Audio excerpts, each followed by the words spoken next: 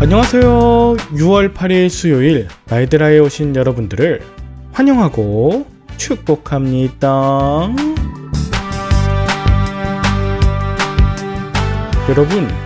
여러분 오늘 어떤 일이 눈앞에 펼쳐질지 기대되시나요? 염려되시나요?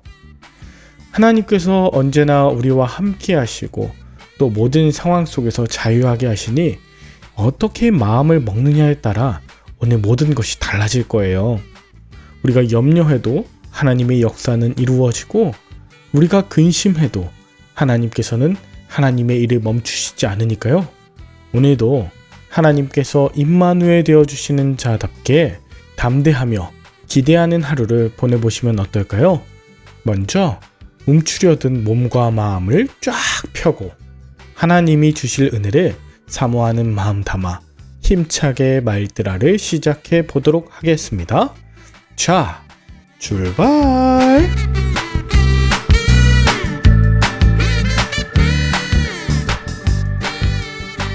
오늘은 민수기 12장입니다. 오늘 본문에서는 모세의 혈족이자 지도자인 미리암과 아론이 모세를 비방하는 내용이 나옵니다. 미리암과 아론이 모세를 비방하는 이유는 모세가 구스 여자를 취했다는 것이었어요. 그리고 여호와께서 모세와만 말씀하셨냐 하며 우리와도 말씀하지 않으셨냐 하는 말을 여호와께서 들으셨습니다. 이에 3절 여호와께서 갑자기 모세와 아론과 미리암에게 회막으로 나아오라고 하시고 미리암과 아론에게 진노하십니다. 모세는 하나님이 친히 세우셨고 그의 온유함과 충성심과 또 친밀함이 누구보다 강한데 어찌해서 모세 비방하기를 두려워하지 않느냐는 것이었습니다. 하나님이 진노하시며 또 떠나시고 미리암은 나병에 걸렸습니다. 레위기 13장에 의하면 나병에 걸린 자는 자신의 옷을 찢고 자신이 부정하다 소리쳐야 했으며 즉시 진영 바깥으로 격리돼서 다 나을 때까지 기다려야 했죠. 아론의 간청 그리고 모세의 기도로 미리암은 나병을 고친 이후에 본진으로 합류하긴 했지만 이렇게 믿었던 가족들이 자신을 비방하며 하나님께 진노하심의 벌을 받았는데 또 그것을 거두어 달라고 기도를 부탁하는 일까지 이만저만 불편한 것이 아닙니다. 오늘 본문의 일은 우리에게 여러 가지 시사하는 바가 큰데요. 먼저 미리암이 비방한 내용 중 모세가 취했다고 하는 구스 여인은 누구일까요? 어떤 분은 모세가 단순히 자기 쾌락을 위해 구스 여인을 취했거나 또는 십보라 외에 또 다른 여인을 아내로 맞이했다고 생각할 수도 있겠지만 결과적으로 말씀드리면 이 미리암이 비방했던 구스 여인은 바로 모세의 아내 십보라였습니다.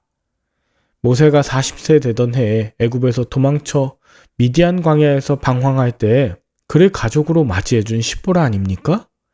모세가 십보라를 만나 결혼하고 40년가량 살면서 또 자녀를 낳고 이미 출애굽한 지도 1년 1개월이 지난 상태에서 갑자기 이제와 모세가 이방 여인과 결혼했다고 비방하는 것입니다. 참고로 구스라고 하는 것은 에티오피아를 지칭하기도 하지만 구스는 구산으로 미디안과도 같은 지명입니다.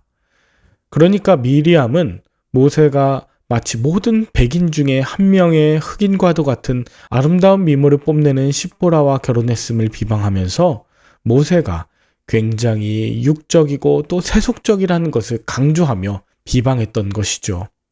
모세나 나나 뭐가 다를 바 있냐 하며 사람들에게 자신의 입지를 강화하기 위한 탐욕의 수단으로 모세와 그의 아내 십보라를 비방했던 것입니다. 그렇다면 또 하나, 왜 아론이 아닌 미리암만 나병에 걸린 것일까요?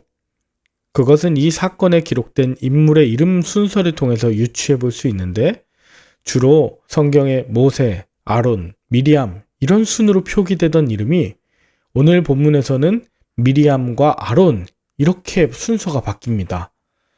마치 바나바와 바울이 바울과 바나바 순으로 바뀌어 리더십이 교체된 것을 우리에게 알려주는 것처럼 성경에서 이름의 순서는 영향력과 그 사건에 관계된 사람을 이야기합니다.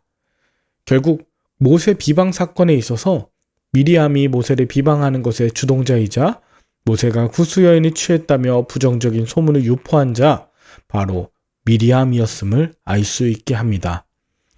이러니까 미리암과 아론이 모세보다 더 리더십을 갖고자 하는 탐욕을 부렸고 하나님께로부터 나병을 얻은 이런 낯뜨거운 장면들, 그럼에도 불구하고 미리암을 위해 기도해달라고 하는 아론, 미리암을 위해 기도하는 모세, 이런 장면을 오늘 우리가 보고 있는 것이죠. 여러분 주변에 혹시 모세와 같은 자 있으십니까? 하나님께 분명히 쓰임받는 건 알겠는데 가까이서 보니 나보다 별 잘난 것도 없는 것 같고 나보다 말도 잘 못하는 것 같고 세속적이고 또 이중적인 것 같은 그런 자 있습니까? 혹시 그런 마음이 든다면 그런 마음을 품는 자기 자신을 꼭 돌아보며 낮아진 내 자존감과 높아진 자존심 때문에 그런 판단하는 것은 아닌지 한번 돌이켜 보시길 바랍니다. 자신을 높이기 위해 허구적으로 과장하며 남을 비방하는 자는 하나님이 가만두지 않으시니까요. 이후에 공개적으로 망신을 당하게 될 뿐 아니라 자기가 했던 모든 비방의 일들도 다 드러나게 됩니다. 결국 하나님의 일은 하나님의 방법으로 해 나가심에 대해 깨닫게 되실 것입니다. 여러분은 오늘 본문 통해 무엇을 느끼셨나요? 세상에 정말 부정하고 온전하지 못한 것이 있다면 하나님께 지혜와 용기를 구하며 담대하게 바꿔나가야겠죠. 다만 오늘 본문 속 미리암과 아론을 보면서 나의 탐욕과 자격지심으로 인해 남을 비방하고 깎아내릴 수 있는 존재가 바로 나임을 명심했으면 좋겠습니다. 내가 나이가 많다고, 지혜가 많다고, 신앙 연륜이 많다고, 또 가진 것이 많다고 모세와 같은 일을 함부로 대하는 것이 얼마나 위험한 일인지 모릅니다.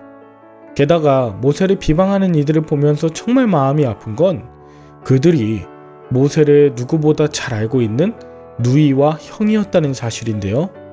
가까운 사람, 심지어 가족들이 나에게 아픔을 주고 비방을 할 때 그들을 긍휼한 마음으로 품고 기도하는 모세와 같은 온유함을 주시길, 그래서 모든 것이 합력하여 선을 이루길 간절히 기도합니다. 함께 기도할까요? 하나님 아버지, 내 안에 미리암과 같은 마음이 있습니다. 누군가를 비방하고 거짓 소문 내지 않도록 이 마음 지키게 하여 주시옵소서. 더 나아가 하나님께는 온유하고 충성하며 나에게 상처를 준 자에게도 사랑과 배려를 잃지 않는 모세와 같은 자 되도록 인도하여 주시옵소서. 예수님의 이름으로 기도합니다. 아멘. 오늘도 좋은 하루 보내시고 저는 내일 다시 뵙도록 하겠습니다. 샬롬.